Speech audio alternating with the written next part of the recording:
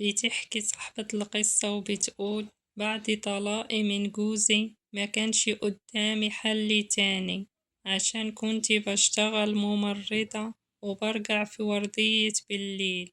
ما تخيلتش يعمل معايا كل ده. ومرت الأيام وفضلت في خناقات ومشاكل بيني وبين جوزي، يا إما ياخد فلوس الشغل كلها، يا إما يتخانق معايا ويقولي ما تنزليش الشغل. شغل إيه اللي بيكون بالليل ده؟ انتي مش بتنزلي عشان تشتغلي، شوفي انتي بتعملي ايه من ورايا. وطبعا الكلام ده كان من أول سنة جواز لينا. قلت كويس إنه هو بان من أولها كده، وما كملتش معاه أكتر من كده. طلبت منه الطلاق، وفعلا من أول ما اتطلقنا رحت عشت في بيت أهلي. أخدت منه كل حقوقي، وما كانش فارق معايا أي حاجة، ولا هو كمان كان فارق معايا.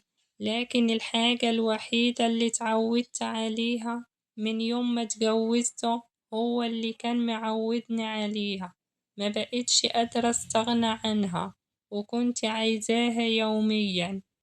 كنت أول ما برجع من شغلي ولا بدور على تنظيف بيتي ولا شرب ولا أكل ولا أي حاجة، كنت بدور على الحاجة اللي أنا عايزاها وبس. وفعلا ما كانش بيعدي يوم غير لما بتحصل، وكنت بقول إنه أنا مش بعمل أي حاجة غلط ولا أي حاجة حرام، لأنه أنا متجوز على سنة الله ورسوله. ودي كانت أكتر حاجة مضايقاني، لأني كنت متعودة عليها. فأول ما اتطلقت كنت حاسة إنه الموضوع عادي، وإني مش فارق معايا، لأنه كان في وقتها في مشاكل كتير، وما صدقت بصراحة إنه أنا خلصت من جوزي ده. ومرت الأيام على كده لحد ما عدى بعد طلاقي 5 شهور بس، وبدأت ألاحظ إنه أنا مش قادرة أصبر أكتر من كده، وإنه أنا بقيت بفكر فيها طول الوقت. والمشكلة إنه أنا ما كنتش عايزة أدبس نفسي في أي جوازة والسلام، علشان خاطر حاجة اللي أنا عايزاها. ما كانش قدامي حل تاني غير إني أعمل زي باقي زمايلي اللي في التمريض معايا، إنه كانوا بيفضلوا يهزروا مع زمايلنا في الشغل ويحصل بينهم حاجات كتير. كنت في الأول بتريق عليهم وكمان بتخانق معاهم على اللي بيعملوه ده، لأنه كنا أصحاب في بعض وكنا عارفين اللي بنعمله كويس. لكن بدأت أقول لنفسي إيه المانع إنه أعمل زيهم وأعيش حياتي زي ما هم عايشينها، بالرغم إنه كان أغلبهم متجوز وما كانوش ينفعوا يعملوا كده أصلا. بالرغم كده كانت كل واحدة فيهم بتعمل اللي هي عايزاه، وبتقول هو حد يعني شايفني ولا يعرف عني أي حاجة. ولما نويت أعمل كده بدأت أتكلم مع زميلي، وكان مشهور أوي عندنا في القسم اللي كنا فيه، وكان معروف عنه كل اللي بيعمله، وكمان سمعته مع البنات، وكمان بيعمل حاجات كتير. عشان كده بدأت أتكلم معاه، بالرغم إنه ما كانش ليا كلام معاه في الأول خالص. وهو كان ذكي جدا وكمان نبيه وبيفهم كل حاجة بسرعة. من أول ما اتكلمت معاه ولقيته بيهزر ويضحك معايا، كان رده عليا بيقولي: سيبتك لما تيجي لوحدك، باين عليكي اللي انت عايزاه بقالك فترة. يوميها طبعا حصل بينا حاجات كتير من غير ما أي حد يعرف، وكمان نبهت عليه وقلتله إنه الحاجة دي هتكون سر بيني وبينك، وبقية زمايلي ما يعرفوش اللي احنا بنعمله ده. قالي: ماشي اللي انت عايزاه، مش هحكي لحد خالص، وانا ما يهمنيش غير اللي هيحصل ده. وهو أصلا كان طول الوقت بيتظاهر باللي بيعمله ده، وبيفضل يحكي لكل اللي شغال معانا في المستشفى، وبدأ يتكلم عليا ويوصف كل حاجة بتحصل بينا. علشان كده أول ما وصلني الكلام من بعد كام مرة من اللي حصل بينا ده، رحت واتخانقت معاه. مفرقش معايا كل الكلام اللي قاله، بالعكس أنا كمان كذبت كل الكلام اللي قاله وقلت لهم ما حصلش، واتخانقت معاه خناقة جامدة. ومن بعدها قررت إنه أنا مش هتكلم مع أي حد من زمايلي في الشغل، علشان هو هيكون قريب من كل أصحابي وكل اللي عارفيني. وبعد مرور شهر واحد كان عندي شغل بوردية بالليل، وطبعا كنت مروحة الساعة 5 الصبح، ولقيت عربية ميكروباص فركبت فيها عادي، بس ما كانش فيها غير السواق بس. في الأول اتكلم معايا وحسيت إنه طريقة كلامه مش مظبوطة، كان فاكر إنه واحدة مش تمام. لكن لما عرف إنه أنا ممرضة وإنه أنا كنت مروحة من شغلي، بدأ يتكلم معايا ويتصاحب عليا، وقال لي لو انتي بتروحي كل يوم في الميعاد ده، أنا بكون جاي من شغلي عادي، ممكن أوصلك. يوميها أخد رقم تليفوني، وأنا كمان أخدت رقم تليفونه.